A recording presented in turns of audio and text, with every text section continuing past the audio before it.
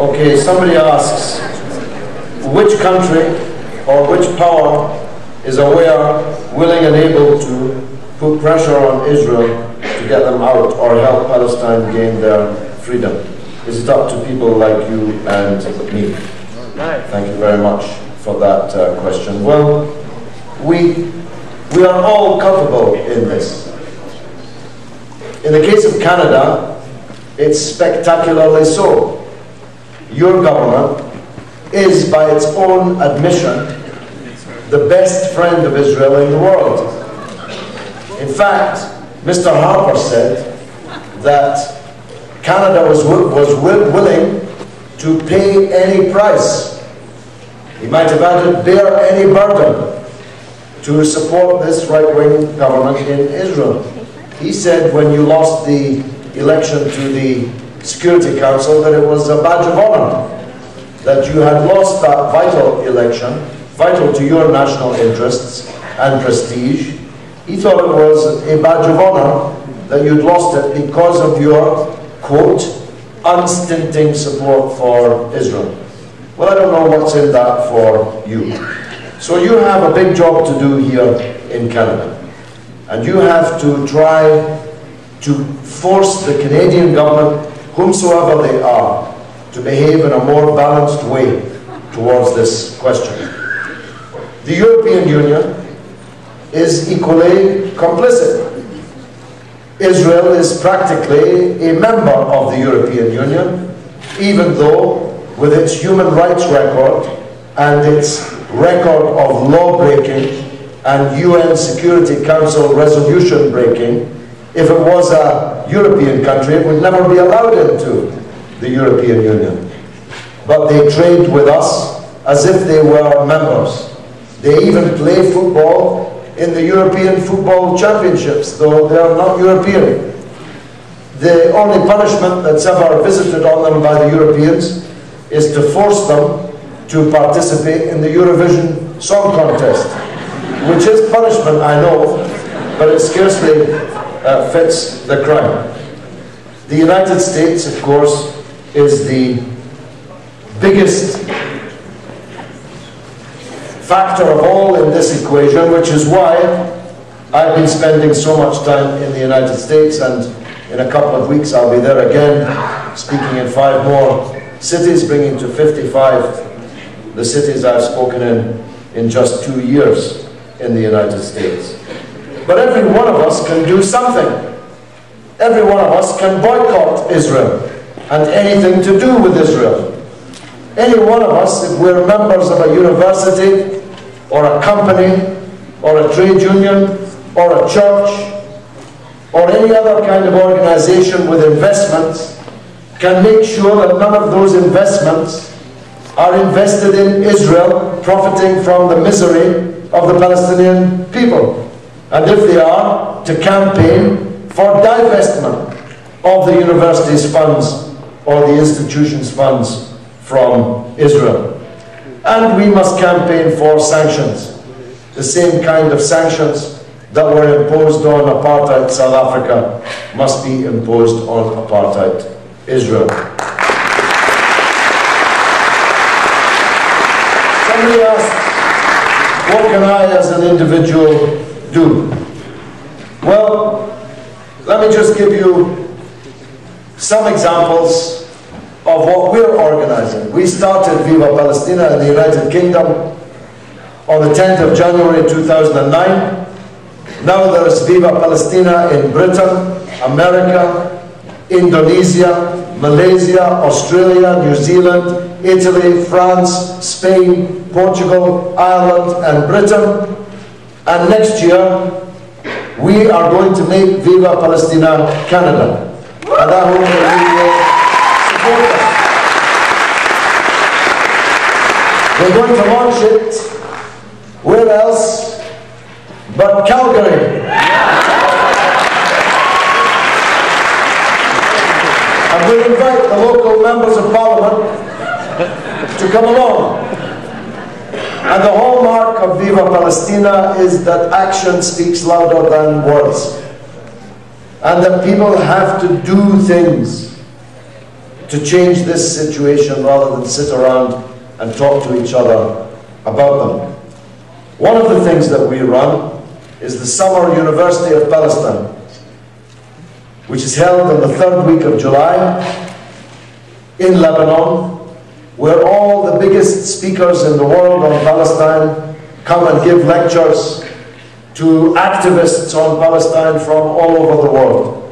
Last July we had 180 students of all ages listening to Finkelstein and me and Dr. Gada Karni and academics and intellectuals from all over the world, and spending a week together. It's just 1 week of intense discussion and study and planning of campaigning initiatives. If you're interested, you can go to vivapalestina.org, vivapalestina.org. Now, someone asks, can you please talk a little about Guantanamo background and the torture and human rights violations in such places? Well, of course, President Obama promised that he would close Guantanamo, but he has not. Neither has he closed the torture center in Bagram. In fact, that's doing more torture now than it's ever done. Neither has the existence of these so-called secret prisons, black prisons, in third countries, countries like Egypt, like some other Arab countries, and like some European Union countries, where people are kidnapped and secretly removed to. Nothing has changed on that, and we have to continue to highlight it. In Britain, the government has just paid out £50 million in compensation to British residents and citizens who were held in Guantanamo Bay. That's a lot of compensation.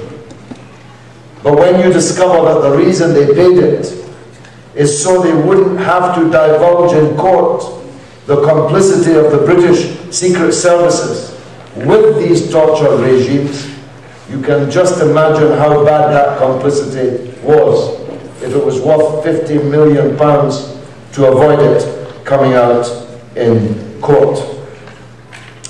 Someone says, you've talked a lot about issues that many of us in the audience acknowledge and agree with, but what about solutions? What is the realistic way that the Palestinian issue can be resolved in a way that is palatable to Zionists and other Israelis? Without their support, I can't see any solution being feasible. Well, I don't think that this can be resolved in a way that's palatable to Zionists. That's a different thing from saying that it can be palatable to Jews. Jews living in Israel today have national rights. They have the right to live there, in that land. But they don't have the right to live in somebody else's house. They don't have the right to live on somebody else's land. And they don't have the right to live as superior citizens in the state, either to the Arabs who are also citizens of that state, or to the millions of Palestinians living under the illegal occupation of that state. So I'm afraid that no solution that would be just would be palatable to Zionists. But as no surgeon can operate on his own foot, and it has to be done by someone else, this solution to the Palestine-Israel conflict will have to be done by someone else. It will have to be done to Israel, not done by Israel. Israel will never agree until everything in the world changes so that they have to conclude that the game is up. I was one of the very few people on the left in the world who operated underground in apartheid South Africa on behalf of the African National Congress. I moved secretly around South Africa during the apartheid era. And by the way, every house in which I lived Every car in which I was driven, every dinner I ate, every penny I spent was provided by Jewish members of the African National Congress. So Jews don't have to be with apartheid. They don't have to be with the oppressor. And in South Africa, overwhelmingly, they were not. You know, when the Boers, the white settlers, the European settlers, exactly the same kind of settlers who settled Palestine, when they finally decided that the game was up, it's because the system was beginning to fall apart and collapse under the hammer of the resistance of the South African people on the anvil of international solidarity across the world.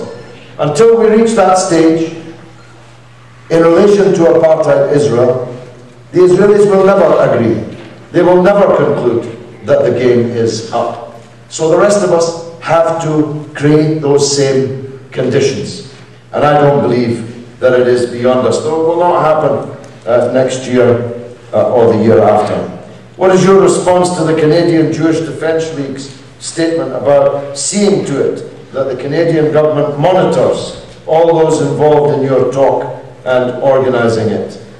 It is a remarkable thing that the so-called Jewish, so-called defence, so-called league is illegal in Israel, but legal in Canada. It's illegal in the United States, where it's listed as a terrorist organisation, but it's legal in Canada and allowed to swagger around, threatening and intimidating others, including other Jews, whom they regard, people like Paula and many, many others, independent Jewish voices, Jews for Justice for Palestine, as some kind of sick, self-hating, sociopathic phenomenon.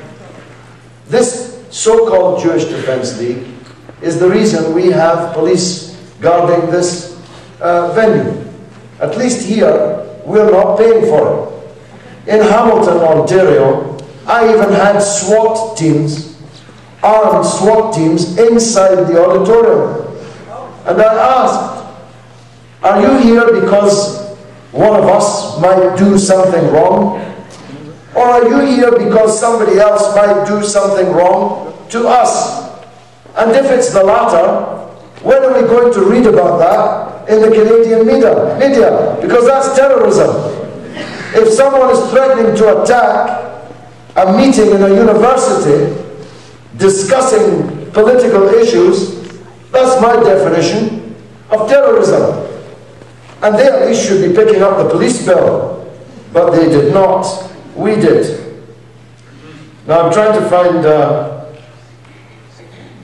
some issues that I never touched on really in a very long speech. Someone says, George Galloway, will you marry me? We love you.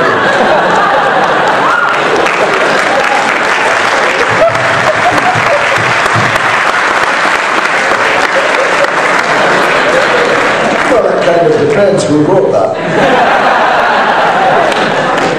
But thank you.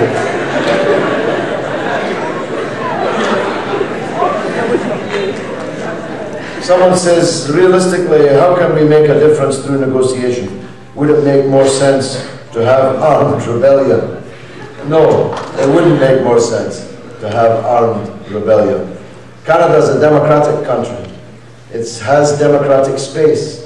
You must struggle so that it's not closed down. You must struggle to use the democratic power that you have to change the course of your government's actions.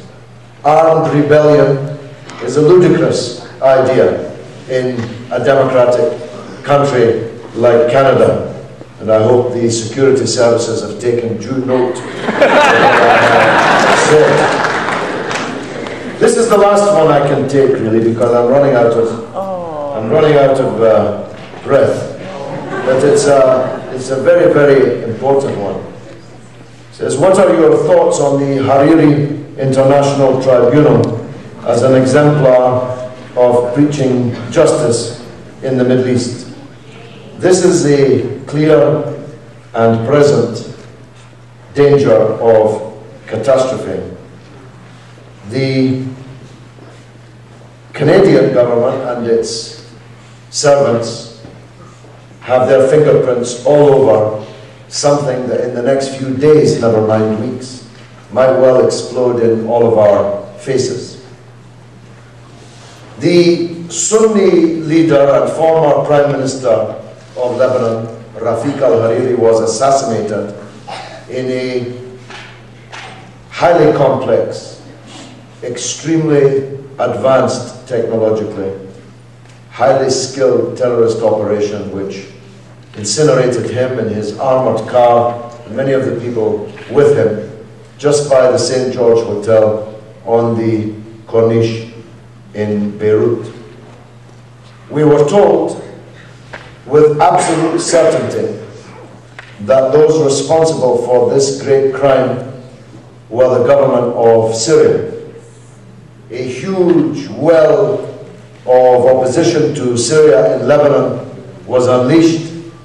Syria was forced to withdraw from its role in the country and was blamed and maligned and threatened by this so-called tribunal with all sorts of dire consequences.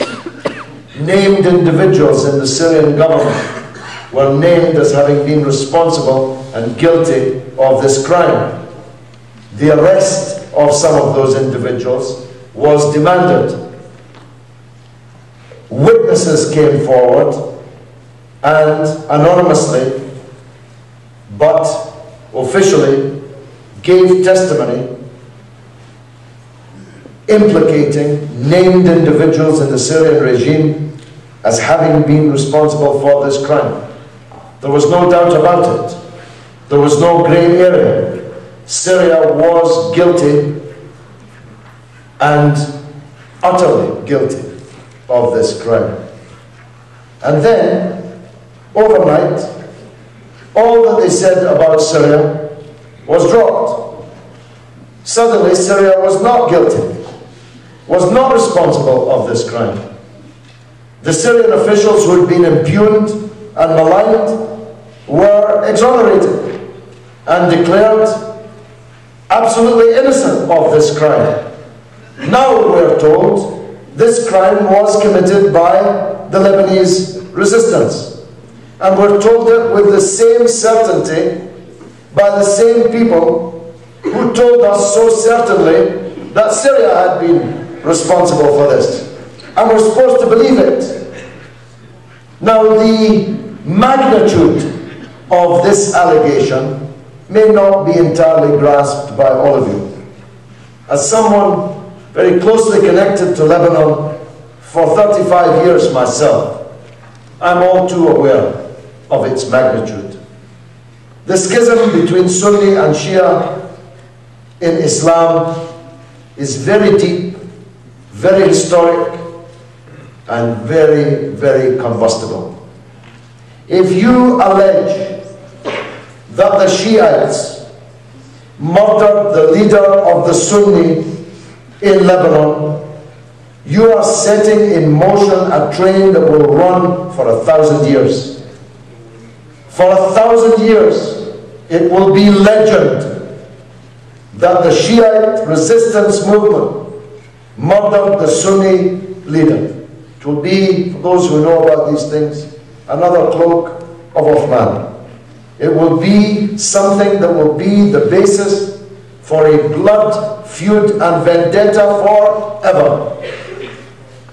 And that is why Hezbollah cannot accept this indictment.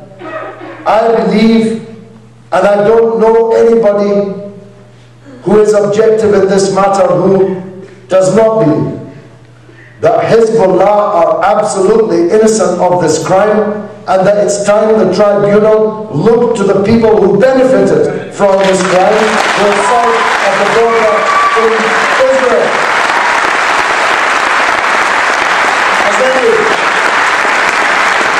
As any law student here knows, the first thing you do when confronted with a crime is ask the question, cui bono? Who benefited? Did Syria benefit from the killing of the Sunni leader in Lebanon? Syria lost everything. Did Hezbollah benefit? Would Hezbollah benefit from destroying forever the respect and admiration that the Sunni Muslim population, not just in Lebanon, but throughout the Arab and Muslim world, had towards them? No, they would lose everything. But Israel gained everything from this crime. They deepened the schism between Sunni and Shia in Lebanon. They deepened the schism between Sunni and Shia throughout the Muslim world. They plunged Lebanon into absolute chaos and may do so again in the next few days and months. So, the leader of the Lebanese resistance, Sayyid Hassan Nasrallah, gave a speech 2 weeks ago, 3 weeks ago, in which he said, any hand that comes to arrest any member of the resistance, we will cut that hand off. This is a very serious moment. If this tribunal issues this indictment and anyone seeks to implement it, there will be war in Lebanon, and there will be war almost certainly between Israel and Lebanon. And all of us will be dragged into it one way or another. And Canada cannot escape that, because the head of the tribunal is Canadian. The so-called investigators who are bringing this indictment, the majority of them are Canadian. And of all the television stations in the world, the one that was chosen to give the leaked and highly distorted version of events last week was CTV in Canada. CBC, sorry, in Canada. This is no joke. Anybody who knows Lebanon knows what wars in Lebanon can be like. And anybody who knows what the wars in Lebanon can be like knows the combustibility and incendiary possibilities that then will exist across the borders of other Arab countries and between Sunni and Shia Muslims in the world. So I hope, even at this very late hour, that the tribunal will not do this. But if they do, then the situation will be very serious. Now, I'm told that there were a lot of people in Edmonton that donated time and money to Viva Palestine 5. That was our last convoy, which went to Gaza. Can I say a few words about that? Our last convoy, well, not our last, our latest convoy, which entered Gaza just a few weeks ago, Viva Palestine 5, was our biggest convoy.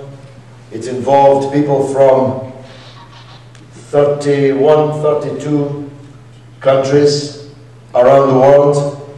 From the Arab world, for the first time, we had a major contingent. We even had 5 girls driving a huge truck. 2 of them were Saudi girls who were not allowed to drive cars in their own country, but drove a truck all the way to Gaza. 2 Kuwaiti girls, 1 Omani girl. We had huge contingent from Algeria. We had people from Morocco, people from Tunisia, people from Jordan, and from Lebanon. We had people from New Zealand, can you believe? You couldn't get really further away. From New Zealand to Gaza, they raised the money for 3 or 4 trucks and sent a group of heroes who traveled all that distance. These convoys are important. They're important because of the material aid that they bring. Of course, they're a drop in the sea of troubles that are faced by the people in Gaza. But, as it says in the Bible and the Quran, to save the life of one person is as if to save the life of all humanity. And that's what we have tried to do. But the convoys are not just vital for the small number of people that they can assist materially. What they do is remind the world that this siege continues. That after the massacre on the 31st of May in international waters of the Turkish aid ship Mavi Marmara, on board which there were some Canadian citizens, that must, just imagine if Iran had boarded in international waters an aid ship of unarmed volunteers and killed 9 of them, wounded scores of them, kidnapped hundreds of them, taken them to the desert in chains, and then robbed them of all their possessions. Can you imagine if Iran had done such a thing? You'd all be wearing tin hats right now because we'd be at war with Iran if it had done any such thing. But Israel did it with impunity. After it, Israel announced that it was relaxing the siege of Gaza. But that is a total lie. The situation in Gaza is virtually exactly the same today at the end of November as it was at the end of May. So these convoys show the world that the siege still exists and that some people in the world will not be complicit by walking past on the other side of the road from this crime. But it does something else. It shows every time we go and every time we're stopped and delayed and harassed the role that some of these Arab regimes are also playing in this siege of Gaza. And that's important too. So, go to vivapalestina.org and see what you can do to get involved. Support the local initiatives of the movement here in Canada.